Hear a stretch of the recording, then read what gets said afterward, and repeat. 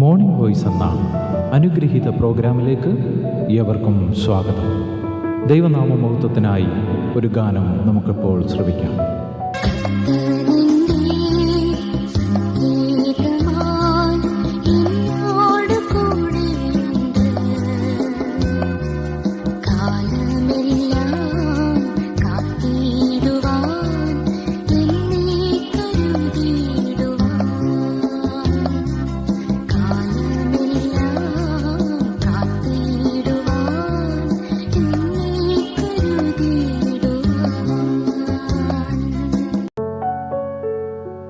ഇന്ന് നമ്മോട് വചനത്തിൽ നിന്ന് സംസാരിക്കുന്നത് കർത്താവിൻ്റെ പ്രിയദാസൻ ജെയിംസൺ തോമസ് നെടുമ്പാശ്ശേരി. പ്രാർത്ഥനയോടെ ധ്യാനചിന്തകൾ നമുക്ക് ശ്രവിക്കാം. ദൈവനാമത്തിന് മഹത്വമുണ്ടാകട്ടെ. മോർണിംഗ് വോയിസ് എന്ന ആത്മീയ ശുശ്രൂഷയിലേക്ക് സ്നേഹപൂർവ്വം അങ്ങേ സ്വാഗതം ചെയ്യുവാൻ സന്തോഷമുണ്ട്. ഉൽപ്പത്തി പുസ്തകത്തെ അധികരിച്ചുള്ള 322 എപ്പിസോഡിലേക്ക് ഹൃദ്യമായ സ്വാഗതം. 41 അധ്യായം ഉൽപ്പത്തി പുസ്തകത്തിലെ ചിന്തകളിലൂടെയാണ് നാം കടന്നു പോകുന്നത്. 1 വാക്യത്തിൽ നമ്മളിങ്ങനെ വായിച്ചു: 2 സംവത്സരം കഴിഞ്ഞ ശേഷം ഫറവോൻ ഒരു സ്വപ്നം കണ്ടത് എന്തെന്നാൽ. ആ 2 സംവത്സരം എന്ന് പറയുന്നത് വാസ്തവത്തിൽ രാജാവിൻ്റെ ബദ്ധന്മാർ കിടക്കുന്ന കാരാഗൃഹത്തിൽ പൊത്തിഫേറിൻ്റെ ഭവനത്തിൽ നിന്ന് പൊത്തിഫേറിൻ്റെ ഭാര്യ പറഞ്ഞ കള്ളസാക്ഷ്യത്താൽ യോസഫ് എന്ന യൗവനക്കാരൻ മഹാഭക്തൻ ആക്കപ്പെട്ടതിനെക്കുറിച്ചാണ്. ഇവിടെ നമുക്ക് വ്യക്തമായിട്ട് കാണുവാൻ കഴിയുന്നത്, ഈ സ്വപ്നം ഫറവോൻ 41 അധ്യായത്തിൽ കാണുന്നത് വിവിധമായിട്ടുള്ള ദൈവിക പദ്ധതിയുടെ നിർവഹണത്തോട് ബന്ധപ്പെട്ടാണ്. വാസ്തവത്തിൽ നാം കഴിഞ്ഞ ഭാഗത്തിൽ ഓർത്തത്, ഇങ്ങനെയൊരു സ്വപ്നം ഫറവോൻ കണ്ടതുകൊണ്ട് യോസഫിനെ മറന്നുപോയ പാനപാത്രവാഹകന്മാരുടെ പ്രമാണി അവൻ്റെ കുറ്റത്തെപ്പറ്റി ഓർമ്മ വരികയും യോസഫിനെ കുറിച്ച് ഫറവോനോട് പറയുവാൻ കാരണമായി തീരുകയും ചെയ്തു.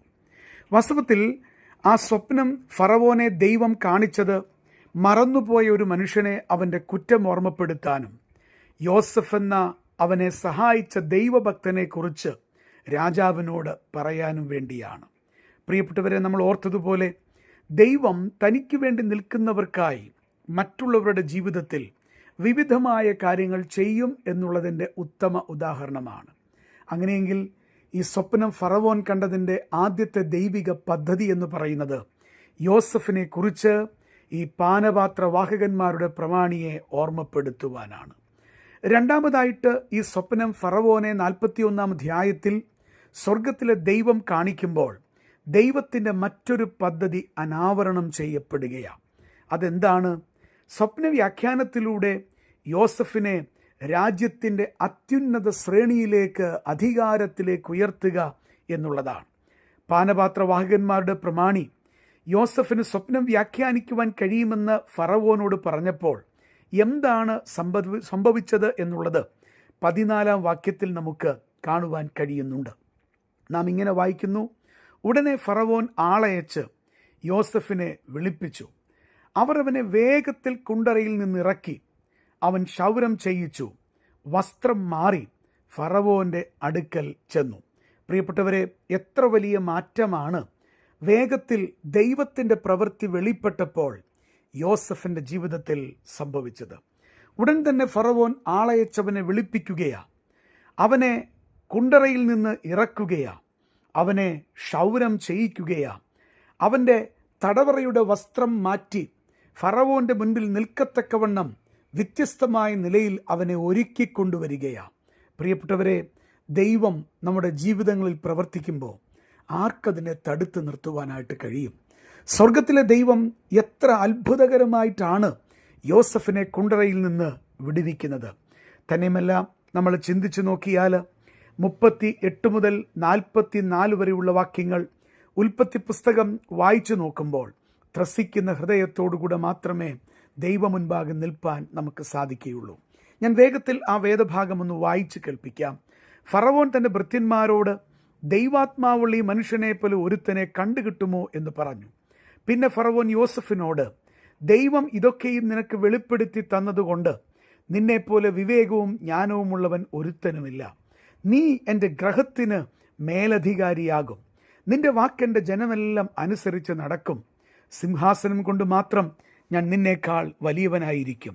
ഇതാ, മിസ്രയീം ദേശത്തിനൊക്കെയും ഞാൻ നിന്നെ മേലധികാരിയാക്കിയിരിക്കുന്നുവെന്നും ഫറവോൻ യോസഫിനോട് പറഞ്ഞു. ഫറവോൻ തൻ്റെ കയ്യിൽ നിന്ന് മുദ്രമോതിരം ഊരി യോസഫിൻ്റെ കൈക്കിട്ടു. അവനെ നേർമയുള്ള വസ്ത്രം ധരിപ്പിച്ചു. ഒരു സ്വർണ്ണ സരപ്പളിയും അവൻ്റെ കഴുത്തിലിട്ടു. തൻ്റെ 2-ാം രഥത്തിൽ അവനെ കയറ്റി മുട്ടുകുത്തുവീനെന്ന് അവൻ്റെ മുൻപിൽ വിളിച്ച് പറയിച്ചു.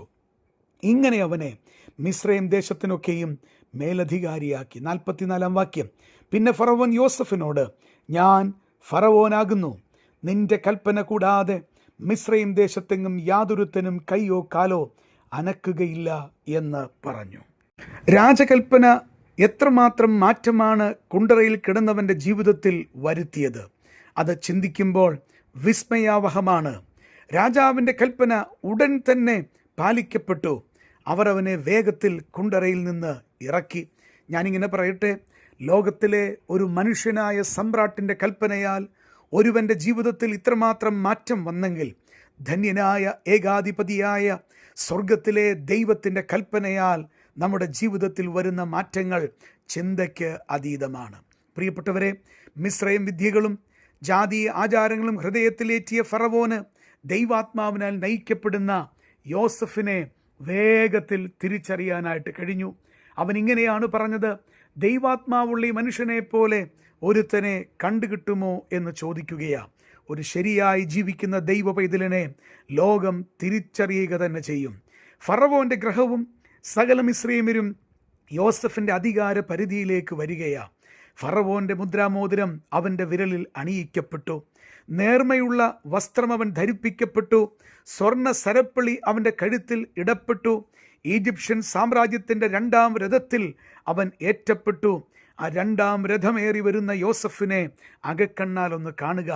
ദൈവം ഒരുത്തനെ ആദരിക്കുമ്പോൾ, ദൈവം ഒരുത്തനെ ഉയർത്തുമ്പോൾ എന്തുമാത്രം അത്ഭുതകരമായിട്ടുള്ള മാറ്റങ്ങളാണ് ജീവിതത്തിൽ വന്ന് ഭവിക്കുന്നത്. രാജാക്കന്മാരുടെ ഹൃദയങ്ങളെ തനിക്കിഷ്ടമുള്ളിടത്തേക്ക് തിരിക്കുന്ന സ്വർഗത്തിലെ ദൈവം ഫറവോനെ തന്നെ നിയന്ത്രിച്ച് തൻ്റെ പൈതലിനെ രാജ്യത്തിൻ്റെ 2-ാമനാക്കി ഉയർത്തുന്നത് കാണുവാൻ കഴിയുന്നു. യോസഫിൻ്റെ കയ്യിൽ കിടക്കുന്ന മുദ്രാമോതിരം പതിയുന്നയുടൻ അത് മിസ്രയീമ്യ സാമ്രാജ്യത്തിൻ്റെ നിയമമായി മാറുന്നു.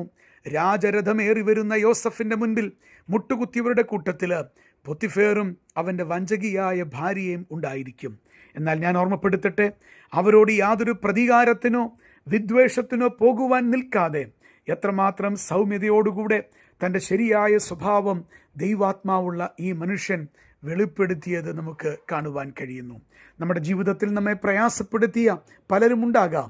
ചില പ്രത്യേക സാഹചര്യങ്ങളിൽ നാം മൗനമായി നിൽക്കേണ്ടി വന്നേക്കാം. എന്നാൽ ഓർമ്മപ്പെടുത്തട്ടെ, ആർക്കെതിരെയും യാതൊരു ദോഷവും ചെയ്യുവാൻ നമുക്ക് അനുവാദമില്ല. നമുക്ക് എതിരെ ദോഷം ചെയ്യുന്നവരോടോർത്ത് പ്രാർത്ഥിക്കുകയും നാം ദൈവകരങ്ങളിൽ അത് ഏൽപ്പിച്ച് മൗനമായി നിൽക്കുകയും ചെയ്യുമ്പോൾ നമ്മെ 2-ാം രഥമേറ്റുന്ന ഒരു ദൈവമുണ്ട് എന്നുള്ളത് മറക്കുവാൻ പാടുള്ളതല്ല. 44-ാം വാക്യം ഞാൻ ആവർത്തിക്കട്ടെ. ഫറവോൻ യോസഫിനോട് പറയുകയാ, ഞാൻ ഫറവോനാകുന്നു. താനാണ് ഈ സാമ്രാജ്യത്തിൻ്റെ അധിപനെന്നുള്ള അധികാര പരിധിയിൽ നിന്നുകൊണ്ട് തുടർന്ന് അദ്ദേഹം സംസാരിക്കുകയാ. ചില കാര്യങ്ങൾ യോസഫിനെ ഏൽപ്പിക്കുകയാ. നിന്റെ കൽപ്പന കൂടാതെ മിസ്രയീം ദേശത്തെങ്ങും യാതൊരുത്തനും കയ്യോ കാലോ അനക്കുകയില്ല എന്ന് പറഞ്ഞു. ഈ പ്രഖ്യാപനത്തോടെ യോസഫ് ഈജിപ്ഷ്യൻ സാമ്രാജ്യത്തിൻ്റെ 2-ാമനായി ഫറവോനാൽ നിയമിക്കപ്പെടുകയാ. കുണ്ടറയിൽ കിടന്നവനെ രാജരഥമേറ്റുന്നൊരു ദൈവമാണ് നമുക്കുള്ളത്. കുണ്ടറയിൽ കിടന്നവനെ തക്ക സമയത്തുയർത്തുന്ന ഒരു ദൈവമാണ് നമുക്കുള്ളത്. കുണ്ടറയിൽ കിടന്നവനെ നിയമത്തിൻ്റെ കർത്താവാക്കി മാറ്റുന്ന ഒരു ദൈവമാണ് നമുക്കുള്ളത്. കുണ്ടറയിൽ കിടന്നവനെ അവൻ പറയാതെ മറ്റാർക്കും പ്രവർത്തിപ്പാൻ കഴിയാത്ത തരത്തിൽ രാജ്യത്തിൻ്റെ അധികാരപരിധിയുടെ അത്യുന്നത ശ്രേണിയിലേക്ക് ഉയർത്തിയ ഒരു ദൈവമാണ് നമുക്കുള്ളത്. എന്നെ ശ്രദ്ധിക്കുന്ന പ്രിയപ്പെട്ടവരെ, കലങ്ങരുത്, ഭയപ്പെടരുത്. ദൈവം വിശ്വസ്തനാണ്. അതുകൊണ്ട് കർത്താവിൽ തന്നെ ആശ്രയിപ്പാൻ ഈ ചിന്തകൾ മുഖാന്തരമാകട്ടെ എന്ന് പ്രാർത്ഥിക്കുന്നു. ദൈവം അങ്ങേ അനുഗ്രഹിക്കട്ടെ. ഇതുവരെ ഞങ്ങളെ ശ്രദ്ധിച്ച എല്ലാവർക്കും വീണ്ടും വരുന്ന കർത്താവിൻ്റെ വിശുദ്ധമായ യേശുക്രിസ്തുവിൻ്റെ നാമത്തിൽ ഞങ്ങളുടെ സ്നേഹവന്ദനം അറിയിക്കുന്നു.